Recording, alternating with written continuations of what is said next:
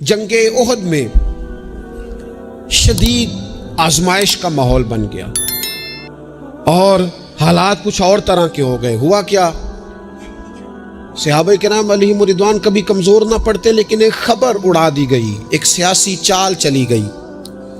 जिस तरह का तरीका होता है ना मायूसी फैलाने का, वो तरीका इस्तेमाल किया गया। कहा गया माज़अल्लाह सुम्मा माज़अल्लाह हुजूर को शहीद कर दिया गया। अब उम्मत जानती है कि सहाबा की कितनी जज्बाती वाबस्तगी है नबी पाक के साथ। कुल कायनात उम्मत के पास अगर है तो वो रसूल पाक की ज़ात है, और अगर हुजूर को शहीद कर दिया गया है, सरवरे कायनात का विसाल हो गया, तो फिर पीछे क्या बचा। तबीयतें परेशान हो गई, रो रो के निढाल हो गए। हजरत अनस बिन मालिक रदी अल्लाह तआला अन्हु का जो नाम है ना, अनस, ये उनके चचा के नाम पर रखा गया था। उनके चचा का नाम था हजरत अनस बिन नदर रदी अल्लाह तआला। वो ना निकले मैदान उहद में जब पूरी तरह लोग परेशान थे, निढाल थे, तकलीफ में थे, कमज़ोर पड़े हुए, वो मैदान में निकले। कहा यहाँ क्यों बैठे हो? तो एक सहाबी ने बड़े दर्द से कहा, आपको पता है हुजूर का विसाल हो गया है, खबर है कि हुजूर को शहीद कर दिया गया। तो हज़रत अनस बिन नदर ने ना पता किस तरह की बात की, फरमाने लगे यार अगर हुजूर शहीद हो गए हैं, हमने जी के क्या करना है, बैठे क्यों हो, उठो ना, तलवारें पकड़ो। जिस रास्ते में हुजूर ने शहादत दी है, हम भी उसी रास्ते में शहीद ना हो जाए। उठो, निकलो।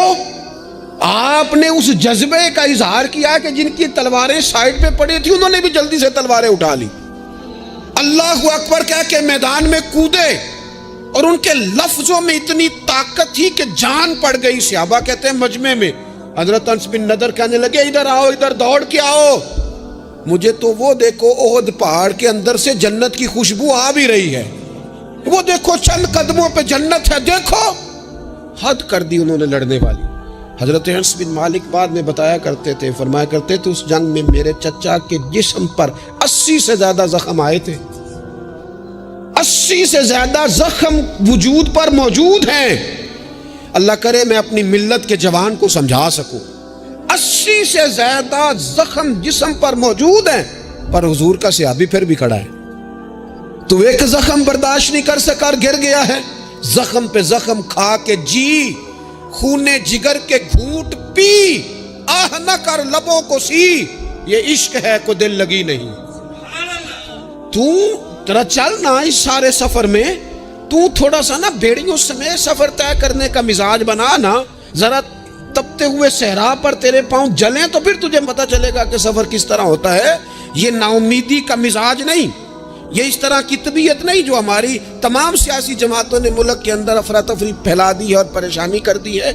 हमें हिम्मत के साथ, हमें जज्बे के साथ, हमें शौक के साथ एक दूसरे को बहाल करना है। नबी पाक अलैहिस्सलाम ने फरमाया शोरबा ज्यादा पका लिया करो, पड़ोसी को भी शामिल कर लिया करो। फरमाया एक का खाना 2 खा लेंगे, 2 का खाना 3 खा लेंगे, 4 का खाना 6 खा लेंगे। एक दूसरे का बाजू थामो, एक दूसरे के लिए दरवाजा खोलो। मेरा रब तो बड़ा करीम है, जैसे जैसे ही बंदे एक दूसरे पे मेहरबानी करते जाते हैं, अल्लाह सब पर रहमत फरमाता है। हजरत अमीर हमजा की शहादत का वक्त आ गया। वाहशी कहता है कि मुझे कुफार ने तैयार किया कि हजरत हमजा को शहीद करना है। मेरा टारगेट था, एक हरबा होता था दूर से, समझ ले नेज़ा, वो दूर से खड़े रह के यूं फेंकते थे तो सामने वाले के वजूद में पेवस्त हो जाता था। वैसे तो किसी में जुर्रत नहीं थी हजरत अमीर हमजा के सामने आने की। तो वाशी कहता है मैं पहाड़ के पीछे छुप के इंतज़ार करने लगा। हजरत अमीर हमजा रदी अल्लाह तआला अन्हु कहीं मुझे नज़र आए तो मैं उन पर वार करूं। कहते हैं कि मैं छुप के इंतज़ार कर रहा था। अचानक हजरत अमीर हमजा बड़ी दलेरी से लड़ रहे थे, गाजर मूली की तरह कुफ़ार को काट रहे थे। वो मेरे सामने आए तो मैंने पीछे से नेज़ा मारा। अल्लाह अकबर। कहते हैं अल्लाह रसूल के शेर के वजूद में नेज़ा पेवस्त हो गया, लेकिन एक दफ़ा वो गिरने के बाद दोबारा उठे, ज़ख्म गहरा था, तवानाई ना हो सकी तो फिर गिर गए। कहते हैं लोग जमा हुए, लेकिन आपकी शहादत हो चुकी थी। जब दुनिया गई तो मैंने जाके देखा कि हज़रत अमीर हमजा शहीद हो गए। हिंदा अबू सुफियान की ज़ौजा ने मुझे कहा था, उस वक़्त वो गैर मुस्लिमा थी, मुझे कहा था, तो कहते मैंने उनका कलेजा निकाल के उन्हें दिया। फिर वो आई और आकर के उसने हज़रत अमीर हमजा का नाक काटा, होंठ काटे, आंखें निकाली, कान काट दिए। अमीर हमजा को शहीद कर दिया गया। हुजूर तशरीफ़ लाए तो बड़ा ही रोए। آنکھوں میں آنسو ہیں، شدید پریشانی ہے۔ آپ کی ہمشیرہ حضرت امیر حمزہ کی ہمشیرہ حضور کی پھپھو حضرت صفیہ دور سے آئیں۔ جب انہیں پتہ چلا، نبی کریم نے حضرت زبیر ابن عوام سے فرمایا اپنی ماں کو روکو، یہ بھائی کا چہرہ دیکھے گی تو برداشت نہ کر پائے، انہیں منع کرو، انہیں روکو۔ حضرت صفیہ کو جب کہا گیا تو وہ کہنے لگیں اور بھی کئی باتیں ملتی ہیں تاریخ میں، لیکن فرمانے لگی ایک بات یہ بھی ملتی ہے، کہنے لگی مجھے پتہ چل چکا ہے میرے بھائی کے ساتھ بڑا ظلم ہوا ہے، لیکن میں نے رب کریم سے صبر کی توفیق مانگی ہے، اللہ مجھے توفیق دے گا، میرے اوپر فضل کرے گا تو میں انشاءاللہ صبر کروں۔ یہ لفظ کہے انہوں نے، اور وہ آئیں، پھر 2 چادریں آئیں کفن کے لیے۔ قریب ایک اور صحابی بھی تھے، حضور فرمانے لگے میری طبیعت نہیں مانتی کہ اپنے چچا کو تو کفن دے دوں اور دوسرا صحابی ایسے ہی پڑا رہے۔ میرے نبی کریم علیہ السلام کی ہمشیرہ کہنے لگی ٹھیک ہے آپ ایک چادر انہیں دے دیں۔ اب ایک چادر بڑی تھی، ایک چھوٹی تھی۔ دکھ کی گھڑی دیکھے اور میرے نبی کا انداز عدل دیکھیں۔ فرمایا قرآن اندازی کی جائے گی، قرآن اندازی ہوئی تو فرمایا بڑی چادر اس صحابی کو ملے گی اور چھوٹی میں میرے چچا کو کفن دے دو۔ سر ڈھانپتے تھے تو پیر ننگے ہو جاتے، پیر ڈھانپتے تھے تو سر ننگا ہو جاتا تھا۔ حضور نے فرمایا سر ڈھانپ دو اور پیروں پہ گھاس ڈال دو اور پھر میرے چچا کو دفن کر دو۔ نبی کریم صلی اللہ تعالی علیہ وآلہ وسلم نے چچا کا جنازہ پڑھا۔ ایک بی بی 3 سال کا 4 سال کا بیٹا لیے رو رہی ہے، احد کا دن ہے۔ سہیلیاں پوچھتی ہیں تو کیوں روتی ہے؟ وہ کہتی ہے دیکھو میرا خامد بھی بدر میں شہید ہو گیا، بھائی اور باپ بھی۔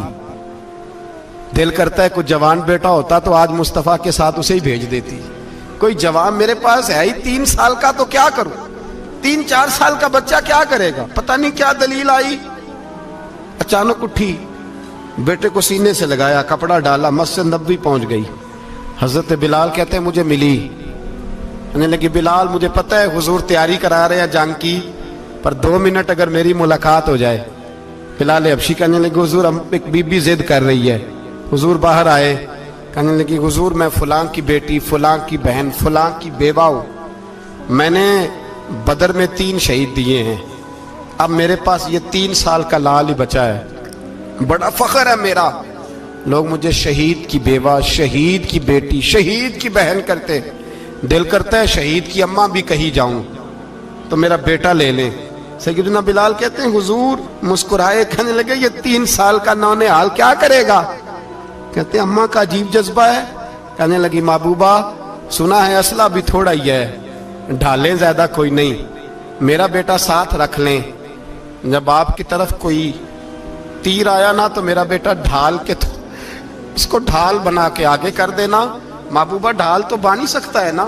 حضرت بلال فرماتے ہیں مصطفیٰ کریم نے فرمایا جا میں نے قبول کیا، قیامت کے دن بیٹا گھر لے جا، جب تیرا نام پکارا جائے گا تو شہید کی اماں کہہ کے پکارا جائے گا۔ چلتے چلتے ایک غریبنی اور آ گئی، اتنی سی اٹی بان کی، اتنی سی۔ بلال حضور سے ملاقات ہو جائے گی، نبی پاک آ گئے، کہا محبوبہ یہ غلبہ اسلام میں میرا بھی حصہ ڈال لے۔ حضور نے فرمایا یہ کیا ہے؟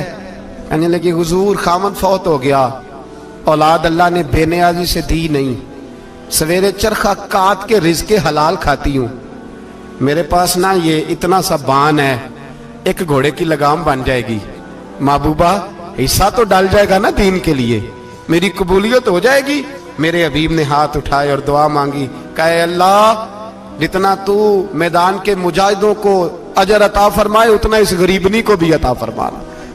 صحابہ فرماتے ہیں غزوہ احد کے موقع پر ہم نے نبی پاک علیہ السلام کے رخ زیبا پر خون بہتا ہوا دیکھا، کفار نے سنگ باری کی، تکلیف دی حضور کو، مقدس رخساروں پر خون بہا۔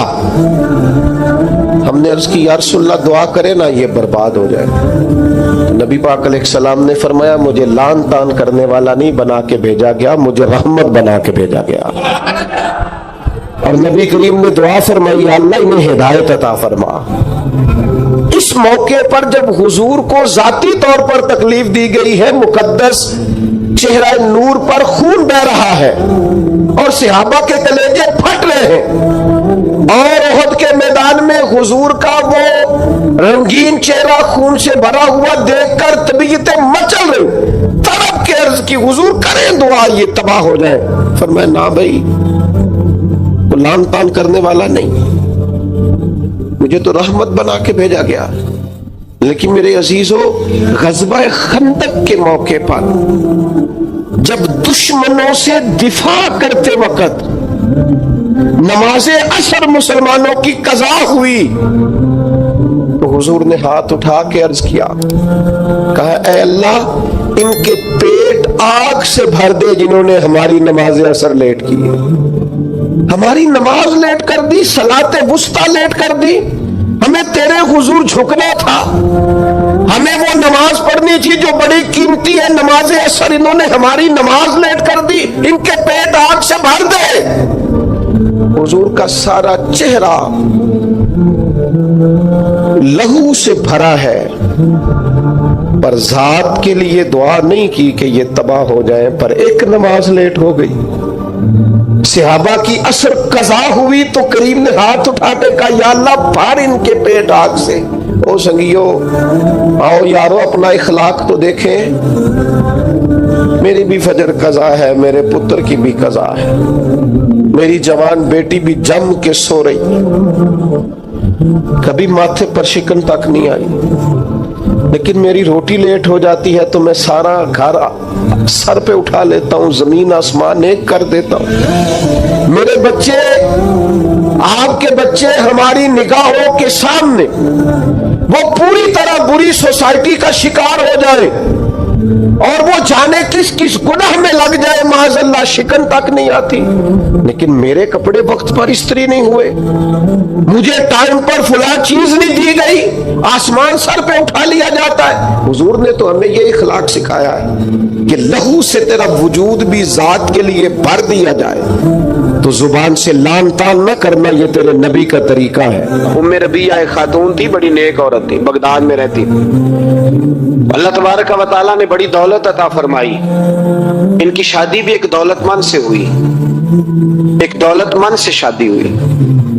फरमाती है कि मैं छत पे बैठी थी अपने शौहर के साथ, वो दौलतमंद तो बड़ा था पर मुतकब्बिर भी बड़ा था। दरवाजे पे फकीर मांगने आया तो मेरा खामन बालकनी से झांक के कहने लगा, इसे कुछ ना देना, इस दुकानदार है, ये दुनियादार बने हुए हैं, जानबूझ के मांगते हैं। तो मैंने कहा मैं तेरी दौलत से नहीं दूंगी, मेरे मेके से जो कुछ आया उसमें से देने की इजाजत देना। उसने कहा जाना ही नहीं। तो औरत कहती है उस मांगने वाले का, उस जो दरवाजे पे शख्स खड़ा था, उसके मांगने वाले का जो अंदाज था वो बताता था कि कई दिनों का भूखा है। उस जवान के चेहरे पर अजीब भूख थी। कहती मैं शौहर से नजर बचा के आई और मैंने चंद दिनार उसकी हथेली पे रखे। जब रख के मैंने दरवाजा बंद किया तो सामने मेरा शौहर कहने लगा, मेरी बगैर इजाजत के देती है, जा तुझे 3 तलाके। कहती मैं इज्जतमंद बाप की बेटी तलाक लेके घर आ गई। जुर्म मेरा ये है कि मैंने अल्लाह के रास्ते में खैरात की है। कहती है मेरा वालिद परेशान कि गलती जिसकी मर्जी हो, कसूर तो बेटियों का ही होता है ना, लड़के पाक के पाक रह जाते हैं, मंगनी भी टूट जाए तो बच्ची की जो हालत होती है वो कोई बता सकता है।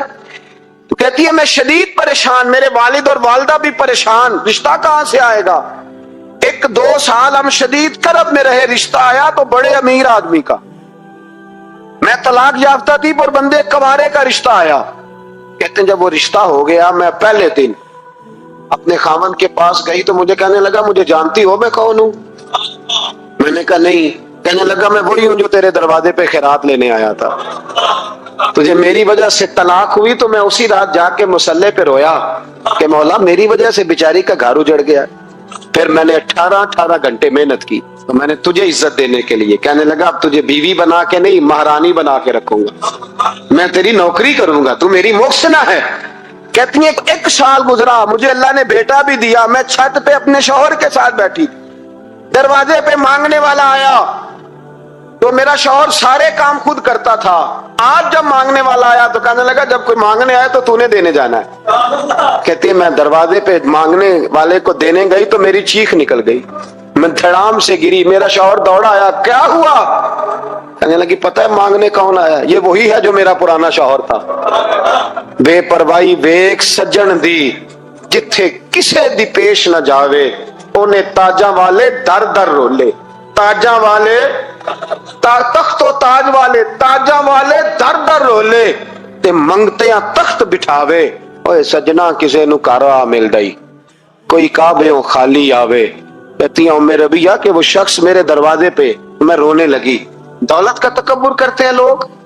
गरीब दरवाजे पे खड़ा है तो कहते हैं तुम कमाते नहीं, मुझसे भीख मांगने आ जाते हो। दौलत का तकब्बुर, खबरदार इस तकब्बुर में मुब्तला ना होना। लोग तो आप यकीन करें फतवे लेते फिरते हैं, कहते हैं ऐसे ही जनाब ज़कात तो उसकी बनती है जो टैक्स ना दे, ज़कात तो उसकी बनती है जिसके पास मुलाजम ना हो। तो ऐसे मौलवियों ने सुनो, हजरत मूसा के चचा का बेटा था कारून, हजरत मूसा की दुआ से दौलत मिली, इतना दौलतमंद हो गया कि खजानों की चाबियां 4 ऊंट उठाया करते। हजरत मूसा ने कहा कि 1000वां हिस्सा ज़कात फर्ज हुई है। कितना हिस्सा? 40वां नहीं, 1000वां हिस्सा ज़कात दे। कहने लगा देता हूं। घर जाके हिसाब किया तो परेशान हो गए, इतने पैसे देने पड़ेंगे। परेशान जब आते हैं तब नहीं परेशान होते, इतने आ गए मेरे पास, देने पड़े तो कहने लगा हो इतने पैसे। हजरत मूसा ने कहा दे, तो कहने लगा जनाबे मूसा वैसे महंगा नहीं बड़ा आपने रखा खर्चा। आप फरमाने लगे मेरा हुक्म नहीं, हुक्म मेरे 40वां नहीं था। कौन सा हिस्सा था? बोलिए। मुसलमानों का कितना है? सारे सही देते हैं ज़कात? कहते मैं थोड़ी थोड़ी देता रहता हूं। मैं साल में मैंने थोड़ी थोड़ी बांट दी है, कुछ उनको दिया जो मुझे वोट देंगे, कुछ उनको दिया जो गाहे गाहे मेरे घर का कोई काम कर देंगे, मैंने बांट दी है। ये ज़कात दे रहा है कि सियासत कर रहा है तू? ये कौन सा तरीका है? ये कौन सी तबीयत है? मजमून भेजा एक दोस्त ने, एक बच्ची बड़ी मुश्किल से मैट्रिक उसने किया है, तो कोई अमीर आदमी उनके घर में पैसे दे गए इस रमजान में हैदराबाद के करीब किसी गांव की रहने वाली। तो बच्ची अगले दिन जाके सारा कुछ उनके घर दे आई है, सारा कुछ दे आई है। क्यों? कि वो बच्ची कहती है मैं यतीम हूं, मैं 1.5 साल की थी और मेरा भाई अभी पैदा नहीं हुआ था जब मेरा वालिद फौत हो गया। तो मेरे चचा ने धक्के दे के निकाल दिया। मेरी माँ ने बर्तन धो धो के हमें पाला और मेरी माँ ने हमें पढ़ाया, शदीद मेहनत की। तो कहती है कल एक दुनियादार आया, उसने कहा मैंने राशन देना है, जबरदस्ती हमारे घर आया, गरीबों को देना है। कहती है मेरी माँ ने कभी हमारे सामने दुख नहीं अपना खोला कि मैं बड़ी गरीब हूं, मैंने जवानी तुम्हें। लेकिन क्या अजीब मंजर है कि उसने एक तोड़ा दिया राशन का, तो सवेरे जब मेरी अम्मा जोर के बाद काम करके आई है तो रो रही थी। मैंने पूछा अम्मा क्या हुआ? तो कहने लगी बेटे 4 अखबारों में मेरी तस्वीर लगी है, 4 अखबारों में। मुझे क्या पता उसके पास कितने मोबाइल थे, कितनी तस्वीरें खींचता रहा। तो वहां रख के कहने लगी चचा हमने बड़ी रातें बगैर पंखे के गुजारी है, कई दिन बगैर रोटी खाए गुजारे, पर हमने अपना पर्दा नहीं खोला तो एक आटे का थैला दे के हमारा पर्दा खोल गया। 4 अखबारों में रख अपना सामान और सवेरे अखबार में ये खबर भी जरूर छपवा देना कि वो वापस कर गए। ये खबर भी सवेरे अखबार में जरूर छपवा देना कि वो आटे का थैला वो वापस कर गए, ये खबर छपवा देना। फिर वो बच्ची अपनी माँ की इज्जत के लिए गई और जाके प्रेस क्लब में उसने 4 अखबारों को कहा कि मैं आटा वापस कर रही हूं। अब तुम्हारी जिम्मेदारी है कि तुम लोगों को बताओ कि वो थैला आटे का, शर्म नहीं आती? मैं इज्तिमाई शादियों की मुखालफत करता रहता हूं। दिल करता है तुम्हारा कि तुम्हारी बेटी और तुम्हारा दामाद बिठाया जाए स्टेज पे और कहा जाए खैरात में इसकी शादी हो रही है, अखबारों में तस्वीर आए। किसी गरीब की बच्ची की शादी करनी है तो बोर्ड लगवा दिया 30 इज्तिमाई शादियां। वो तमाशा है? गरीबों की बेटियां तमाशा बनाने के लिए है? अगर किसी गरीब की बच्ची की खिदमत कर दिया तो उस तरह कर जिस तरह हुसैन के बेटे इमाम ज़ैनुल आबिदीन किया करते। इमाम ज़ैनुल आबिदीन, इमाम हुसैन के बेटे, जब दुनिया सो जाती तो सैयदा का पोता अपने कंधे पर अनाज की थैली रख के गरीबों के दरवाजों पर दस्तक देने पहुंच जाता। गरीब बाहर निकल के पूछते नाम क्या है? कहने लगे मेरा नाम ना पूछो, मेरी तो मेरा दादा ड्यूटी लगा गया, मेरी तो मेरा अब्बा ड्यूटी लगा गया, ये तुम्हें तुम्हारे हिस्से का राशन है, इसे कबूल कर लो। ये उन लोगों का तरीका था। ये क्या अंदाज हुआ 4 अखबारों में खबर, इज्जतें लोग उछालते फिर। उसको कहा कारून को ज़कात दे, कहने लगा कोई नहीं। बल्कि उसने इल्जाम लगाया, हजरत मूसा तकरीर कर रहे थे तो एक बंदा लेके आ गया, उसके पीछे एक औरत है। कहने लगा मूसा खुतबे बड़े देते हैं, पर एक बीबी कहती है कि हजरत मूसा ने तो मेरे साथ माज अल्लाह सुम्मा माज अल्लाह नकले कुफर कुफर नबाशत, मूसा ने तो मेरे साथ ज्यादती की है। हजरत मूसा अल्लाह के नबी जब इज्जतदार आदमी से आके सवाल पूछते हो तो बेचारा टूट जाता है, वो बेचारा टूट जाता है। जब लोग पूछते हैं ना ये तो खा गया फलानी शय, इज्जतदार, इसने अपनी जिंदगी बड़ी मुश्किल से काटी हो पर वकार से काटी हो, वो तड़प उठता है। हजरत मूसा बड़े जलाली थे, पर जब कारून ने औरत का इल्जाम लगाया तो रो पड़े, सजदे में सर रख के कहने लगे मौला मुझसे इतना सख्त इम्तिहान ना ले, मैंने तो सारा कुछ तेरे नाम किया हुआ है। फिर मिंबर पे बैठे बीबी से कहने लगे सच बता माजरा क्या है। जब जलाल से पूछा तो औरत तड़प उठी, कहने लगी इसने पैसे दिए थे आप पे इल्जाम लगाने। हजरत मूसा ने दुआ की, कहा या अल्लाह तू देख रहा है इसने तेरे नबी के साथ क्या किया है। जब वो गरक होने लगा ना जमीन में, जमीन फटी अंदर जाने लगा तो कहने लगा लगता है मेरी दौलत तुम संभालोगे। तो हजरत मूसा ने कहा इसके खजाने भी साथ ही रखो। सारे खजाने सर पे रखे और खजानों समेत जमीन में गरक हो गया। इलम पड़े दा मान न करिए मत आखी में पड़िया, वो जब्बार कहार कहावे मते रोड देवी दुध। तो दौलतों समेत लोग गरक हो गए। किधर गया उनका माल, किधर गया। औरंगजेब आलमगीर जाने लगे तो बेटे से कहने लगे मेरे हाथ ना कफन से बाहर निकालना, जनाजा उठे तो मेरे हाथ लटकने चाहिए। लोगों ने कहा क्यों। कहने लगे मैं लोगों को बताना चाहता हूं था मैं बादशाह पर खाली हाथ जा रहा हूं। कफन को जेब होती है तो किसके लिए पैसे जमा कर रहे हो, कब्रों में बैंक होते हैं, किसके लिए गिन के सोते हो रात को, किसके लिए। कुल्लु मन अलैहा, हर चीज फना होगी। नमाज पढ़ता हूं तो मेरे रिस्क में बरकत भी होनी चाहिए। भाई ना बरकत होगी तो नहीं पढ़ोगे। सवाल है मैं अब नेक काम करता हूं तो लोग मेरी इज्जत भी करें, तो अगर लोग इज्जत नहीं करेंगे तो नेक काम छोड़ जाएंगे। ये शर्तें हमने लगाई हैं, इसलिए हम कई दफा मोहब्बत नहीं कर रहे होते, तिजारत कर रहे होते हैं। तिजारत, और तिजारत ठीक है, फिर अगर आप किसी के साथ तिजारत कर रहे हैं तो सामने वाला भी तिजारत ही कर रहा है। फिर सौदा बेच लो, सौदा खरीद लो, सौदा खरीद लो, सौदा बेच लो, यही कुछ होगा। हजरत अबू बकर सिद्दीक रदी अल्लाह ताला अन्हु ने गैर मशरूत मोहब्बत की, गैर मशरूत, यानी जो हुजूर ने कह दिया उन्होंने कहा हुजूर बिल्कुल ही ठीक है। जो सरकार दो आलम सल्लल्लाहु ताला अलैहि वसल्लम ने फरमा दिया कि हुजूर आप जो कहेंगे हो जाएगा, कोई लाता नहीं, कोई लाला नहीं, कोई अगर नहीं, कोई मगर नहीं, कोई ऐसे कैसे वैसे, बस जो फरमा दिया ठीक है, जैसे कर दिया ठीक है, जिस अंदाज में बात कर दी ठीक है। हुजूर ने कहा कि जिहाद पे चलना है चलते हैं, अब हुदैबिया में सुलह करनी है, हुजूर ठीक है कर लेते हैं। हजरत उमर कहते हैं मैंने कुछ अपने मशवरे पेश किए कि इस तरह करके चलना चाहिए, पर अबू बकर सिद्दीक ने कहा ना भाई जो करीम फरमा दे वही ठीक है। हमने न कभी कतरे पे गौर किया और न दरिया देखा, बस जहां तेरी झलक देखी वहीं डूब गए। इंसान के ना दो किस्म के प्यार करने वाले होते हैं। एक प्यार करने वाले प्रोटोकॉल मांगते हैं, टाइम मांगते हैं, प्यार करते हैं वो भी, लेकिन उनका ख्याल होता है कि इस तरह करके अगर आप चलेंगे तो फिर प्यार है। कुछ प्यार करने वाले इस तरह के होते हैं, वो कहते हैं तू मिल ना भी ओदी फितरत है कहर ना छड्डे, सज्जन हो के वैर ना छड्डे, ओनू आखो असी नहीं मत्थे लगदे, चलो साडा शहर ना छड्डे। कुछ लोग ऐसे होते हैं कहते हैं मिल ना भी यार कोई अर्ज नहीं, लेकिन इस तरह कर कि प्यार तेरे साथ कायम रहेगा। तू सलाम ले फिर भी तेरी मर्जी, रुख फेर के गुजर जा फिर भी तेरी। गैर मशरूत मोहब्बत, शर्त वाली नहीं। फिर क्या होता है कि आप किसी पे बोझ नहीं बनते, आप किसी को तकलीफ नहीं देते, आप किसी को अजियत नहीं देते। लेकिन अगर आप बोझ बनेंगे, आप अपना आप बताएंगे, अपना आप दिखाएंगे, अपना मुसल्लत करेंगे, मोहब्बत कमजोर हो जाएगी। नबी पाक सल्लल्लाहु ताला अलैहि वसल्लम की ना आपको 20 हदीसें मिलेंगी जनाब सिद्दीक अकबर रदी अल्लाह ताला अन्हु की शान में। और जाहिर है जो पढ़ने वाला है जितना ज्यादा मुताला रखता है उतनी ज्यादा चीजें मिलेंगी। मैं खड़ा हो जाता हूं ना जो हदीस पढ़ के, और जो मेरी बड़ी तरबियत करती है اور میں سمجھتا ہوں کہ یہ جو انفرادی زندگی ہے نا ان کی، یہ جو انوکھا رنگ ہے، یہ بڑا نرالا ہے۔ حدیث پاک سنیے گا اور اس کے پہلوؤں پر غور فرمائیے گا۔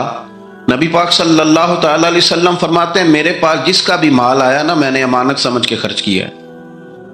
مال غنیمت بھی آیا ہے، حضرت عثمان غنی نے بھی مال دیا، جناب عبد الرحمن ابن عوف نے بھی مال دیا۔ جس بندے کا بھی مال آیا ہے نا میں نے امانت سمجھ کے خرچ کیا ہے۔ کیا لفظ ہیں، کیا حسن ہے، کیا تاثیر ہے، کیا اپنائیت ہے۔ حضور فرماتے ہیں جس کا مال آیا تو لوگوں میں نے امانت سمجھ کے خرچ کیا، پر جب ابو بکر کے پیسے آئے نا میں نے اپنے سمجھ کے خرچ کیے۔ یہ اپنے ہیں، ان کا کوئی مسئلہ نہیں۔ میں نے کہا کہ میں یہ نہیں کہتا کہ یہ سب سے بڑی فضیلت کی حدیث ہے، علماء کی اپنی اپنی رائے ہے، جو حدیث پاک پڑھنے والے لوگ ہیں طلباء اساتذہ ان کی اپنی۔ میری یہ رائے ہے کہ یہ جو جملہ ہے نا یہ والا، یعنی جس کے مال کوئی بندہ اپنا مال کہہ لے، دیکھیں نا کچھ جگہوں پہ آپ پوچھتے ہیں کہتے ہیں یار یہ ذرا ضرورت ہے مہربانی کر، اور کچھ پیسے ایسے ہوتے ہیں آپ اٹھا لیتے ہیں کہتے ہیں انہیں کچھ بھی نہیں کہنا۔ یہ حد ہے اپنائیت کی۔ حضرت صدیق اکبر کے بارے میں میرے کریم نے فرمایا کہ میں نے جب اس کے پیسے آئے ہیں نا تو مجھے یوں لگا یہ اس کے نہیں، یہ میرے ہیں۔ میں نے اپنے سمجھ کے نا، اللہ کرے میں آپ کو سمجھا سکوں بات، جس کی چیزیں مدینے والے کی اپنی چیزیں کہلائیں، جس کی چیزیں حضور کی اپنی چیزیں کہلائیں۔ اب بات کو سمجھیں، حضرت ابو بکر صدیق نے غیر مشروط محبت کی، لا محدود وفاداری کی، بغیر حیل و حجت کے پیار کیا، صبح شامیں دوپہر ہر چیز کریم کے نام کر دی۔ حضرت ابو بکر صدیق رضی اللہ تعالیٰ عنہ مالدار بھی تھے، سمجھدار بھی تھے، تاجر بھی تھے۔ لوگ سارا کچھ دیکھ داکھ کے نہیں چلتے، نفع نقصان سوچ کر نہیں آگے بڑھتے، لیکن حضرت صدیق اکبر نے تو کوئی چیز دیکھی نہیں، کوئی چیز نہیں دیکھی۔ اور لوگ اس وقت آتے ہیں جب رش بڑھ جاتا ہے، شہرت عام ہو جاتی، جب لوگ دیکھتے ہیں نا کہ اب یہاں شہد بہت زیادہ ہے تو مکھیاں پھر جوش مارتی ہیں کہ پہنچنا چاہیے۔ لیکن جناب صدیق اکبر تو اس وقت آئے جب مار کھانے کے دن تھے، اس وقت آئے جب بڑی اذیتیں مسلمانوں کو دی جاتی تھی، اپنا مال، اپنے بچے، اپنا قبیلہ، اپنی بیٹیاں، اپنا سارا گھر، اپنا سارا خاندان، ہر چیز لا کے کریم محبوب کے قدموں میں رکھ دی۔ اور پھر یہ کہ حضور کی خدمت کی اس انداز میں کوئی زیادہ فرق نہیں ہے۔ عمر بظاہر نبی پاک صلی اللہ علیہ وسلم سے 2.5 سال ان کی کم ہے، لیکن غار ثور میں جو لوگ گئے ہیں وہ جانتے ہیں کہ وہ بڑا مشکل رستہ ہے، ابھی بھی بڑا مشکل ہے، حالانکہ رستے بن گئے۔ چلیں ایک بات اور بھی کہہ لیتے ہیں، تجربے کی ہے کہ حالانکہ رستے بن گئے، حالانکہ اس کے لیے بڑے بڑے چندے بھی اکٹھے ہو گئے، بڑے بڑے چندے۔ اتنی دفعہ مجھے کچھ موقع ملا ہے تو میں نے تو یہی دیکھا ہے جی رستہ بن رہا ہے، آ جائیں ذرا آپ بھی اس میں شامل ہو جائیں۔ چندے والا معاملہ بھی بڑا سپر ہے، کس کس انداز میں لوگ جمع کرتے ہیں۔ رستہ بن گیا ہے، لوگوں کے لیے آسانیاں ہو گئی ہیں، ہاتھ کے اندر بڑی بڑی روشنیاں ہیں، کھانے پینے کا رستے میں موقع ملتا ہے، آسانیاں سہولیات ہیں۔ لیکن جناب صدیق اکبر کہتے ہیں رات کی تنہائی میں جب میں نے حضور کے مقدس قدموں میں ورم دیکھا، تکلیف دیکھی، تو میں نے کہا حضور مہربانی کریں آپ میرے کندھے پہ نہیں آ جاتے۔ کندھے پہ اٹھایا حضور کو، پباں پار قدم نہیں جے لاؤندا تے 100 پہاڑ تے چڑھیا جاندا تے او پہ جاندا تے یار ندی دا تے اے اصلی دلدار نبی دا۔ کندھوں پہ بٹھا کے نا حضور کو تو غار میں لے گئے۔ اب ایک اور بات بھی ذرا سمجھنا، وہاں جا کے نا تو حضور کو بٹھا لیا، کہنے لگے حضور آپ ذرا ٹھہرے، میں اندر دیکھتا ہوں، کوئی چیز ہو نا کبھی میں پہلے صفائی کر لوں، کوئی چیز تکلیف دینے والی ہو تو مجھے تکلیف دے۔ پہلے اندر گئے، صفائی کی، جھاڑ پونچھ کی، پھر حضور کو بلایا۔ ہمارے علماء نے یہاں ایک نقطہ لکھا ہے، وہ کہتے ہیں غار ثور میں پہلے جناب صدیق اکبر گئے پھر حضور گئے۔ پھر سمجھنا بات کو، پہلے جناب صدیق اکبر گئے پھر حضور گئے۔ اس کا مطلب ہے جہاں حضرت صدیق اکبر پہنچ جائے نا وہاں حضور بھی آ جاتے ہیں۔ تو علماء کہتے ہیں تو اپنے دل میں نا جناب صدیق اکبر کے لیے جگہ بنا، مدینے والے بھی تیرے دل کو پسند فرما لیں گے۔ جگہ بنانا جناب صدیق کے لیے، اپنے دل میں جگہ بنانا، اس شخص سے پیار کر۔ حضرت صدیق اکبر تو امت کے استاد ہیں، جس نے ادب سیکھا ہے حضور کا جناب صدیق اکبر سے سیکھا۔ جس نے وفاداری سیکھی اس نے جناب صدیق اکبر سے سیکھی.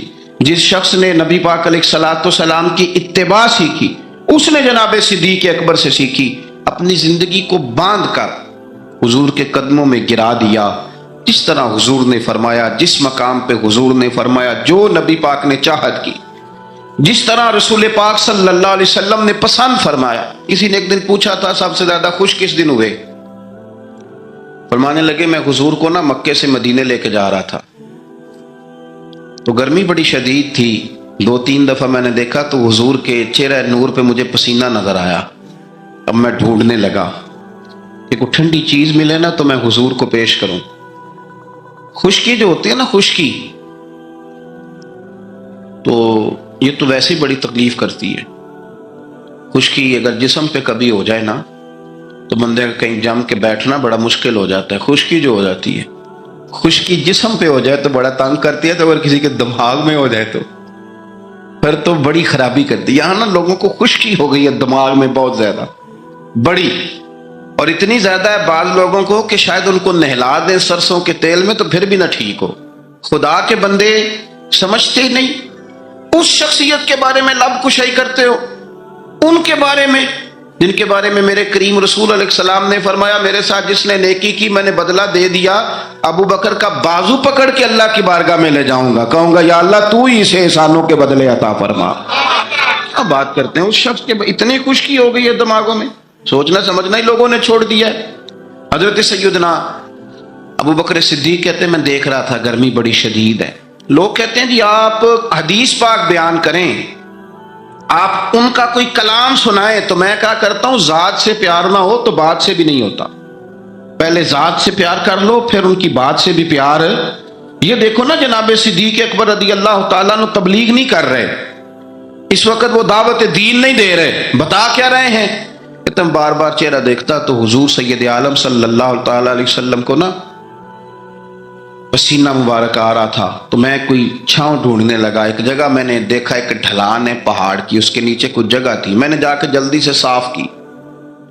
میں نے وہاں کچھ چیز بچھائی. ایک روایت ہے چمڑے کا بستر بچھایا، اور ایک میں آتا ہے کہ اپنی چادر اتار کے بچھائی، امامہ کھول کے بچھایا. کریم محبوب صلی اللہ تعالیٰ علیہ وسلم کو وہاں لٹایا. کہتے ہیں اب میں ڈھونڈنے لگا کوئی ٹھنڈی چیز مل جائے نا. آپ میری بات کو سمجھے، جس طرح کوئی لاڈ نہیں لڑاتا کسی کے، جس طرح اماں بڑا پیار کرتی ہے تو وہ خیال نہیں کرتی اس کی دھوپ کا، چھاؤں کا، کپڑے کا، آنے کا، بیٹھنے کا. وہ کسی نے کہا تھا کہ ٹوٹ جانوں. اگر آپ کو ہماری ویڈیو اچھی لگی ہو تو ہمارے چینل کو سبسکرائب کریں. شکریہ.